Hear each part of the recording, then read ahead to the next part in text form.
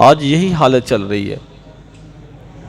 نہ دیکھتے ہیں کہ بچی کے گھر کے حالات کیسے ہیں، بس ڈیمانڈ کر دیتے ہیں کہ ہمیں یہ کچھ چاہیے. پتہ نہیں وہ باپ اس قابل ہے بھی صحیح کر سکتا ہے کہ نہیں کر سکتا.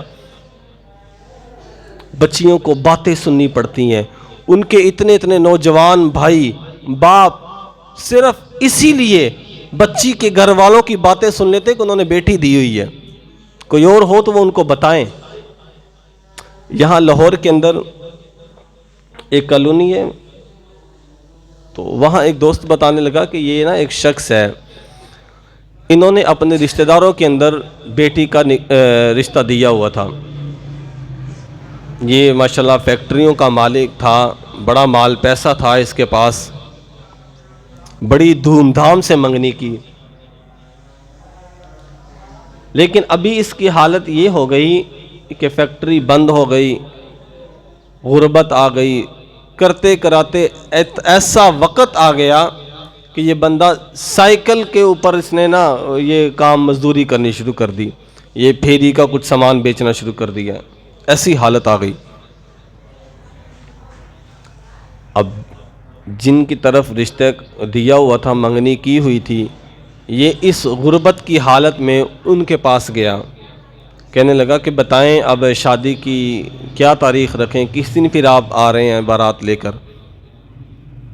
تو لڑکے کے باپ نے 2 رکے لکھ کے اس کو بھر کے دے دیے. کہا کہ جب یہ سامان پورا ہو جائے تو اس دن مجھے بتا دینا، ہم بارات لے کے آ جائیں گے. تو انہوں نے جب رکا دیکھا اتنا زیادہ سامان کہ میں تو اس قابل نہیں ہوں، اب میرے پاس اتنی استطاعت نہیں ہے کہ میں یہ سامان خرید سکوں. اپنے گھر کے تہہ خانے میں گیا، پنکھے کے ساتھ رسی لٹکائی اور خودکشی کر لی، حرام موت لے لی اپنے اوپر.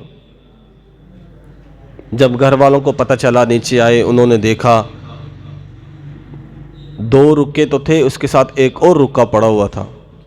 کہا کہ بیٹی میں لڑکے والوں کی چاہت تو پوری نہ کر سکا، میں یہ تو نہ کر سکا کہ ان کی چاہت کے مطابق ان کو جہیز دے دوں، اور اتنا بھی نہیں کر سکتا تھا کہ تیرے سامنے کھڑا ہو جاتا، تو اس لیے یہی سوچا کہ اپنی زندگی سے ہی ہاتھ دھو یہ بہتر ہے. یہ جہیز والی لعنت کہاں سے ہمارے پاس آئی ہے؟ گھر کے گھر تباہ ہو رہے ہیں صرف اسی وجہ سے. نبی کریم صلی اللہ علیہ وسلم نے بھی تو اپنی بچیوں کی شادیاں کی تھی. ہمیں کہاں شریعت یہ کہتی ہے کہ تم اتنی بڑی ڈیمانڈیں کرو. بھائی اللہ نے تمہیں اولاد دی ہے، بیٹے کی نعمت سے نوازا ہے، تم فرعون تھوڑو نا اب بن جانا ہے. یہ فرعونیت کیوں آتی ہے؟ بیٹا مل جائے اس لیے. اللہ نے تجھے بھی تو ماں بیٹی کے اندر سے پیدا کیا ہے نا، عورت میں سے اللہ نے تجھے بھی پیدا کیا ہے. تو یہی بات سوچ لے، کیا صرف اسی عورت کی عزت کرنی ہے جس سے اللہ نے تجھے جنم دیا ہے؟ باقی دنیا میں عورتیں کسی کی ماں بہن نہیں ہیں؟ میں تو سمجھتا ہوں ان کی بھی نہیں کرتے جنہوں نے آج جنم دیا ہے. تو بڑی دور کی بات ہے کہ کسی اور کی عزت احترام کیے جائے. آج تربیت ہمیں کی جاتی ہے کہ تم اس کی عزت کرو، اس کی عزت کرو، یہ کرو، وہ کرو. تو اصل جو تربیت ہے نا، وہ تربیت ہمیں اس چیز کا سلیقہ سکھاتی ہے کہ محبت کیسے کرنی ہے اور نفرت کیسے کرنی ہے. اصل تربیت نفرت کا سکھاتی ہے. محبت بھی سلیقے کے ساتھ ہونی چاہیے، تربیت بھی سلیقے کے ساتھ ہونی چاہیے، نفرت بھی سلیقے کے ساتھ ہونی چاہیے. آج محبت جس سے کرتے ہیں اس کے پیچھے پڑ جاتے ہیں، نفرت جس سے کرتے ہیں دشمنی موڑ لے لیتے ہیں.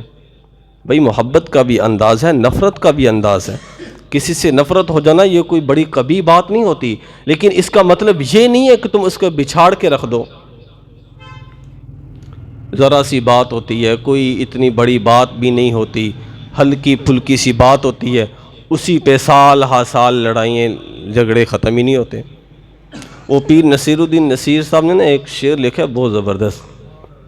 وہ لکھتے ہیں یا دن کی باتیں ہوتی ہیں یا رات کی باتیں ہوتی ہیں، یہ دنیا ہے اس دنیا میں ہر بات کی باتیں ہوتی ہیں.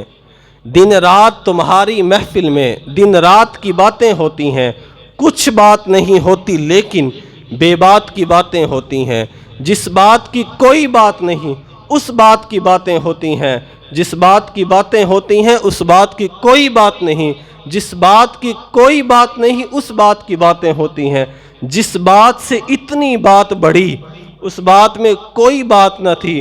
حضور جب بات پہ بات آتی ہے تب بات کی باتیں ہوتی ہیں۔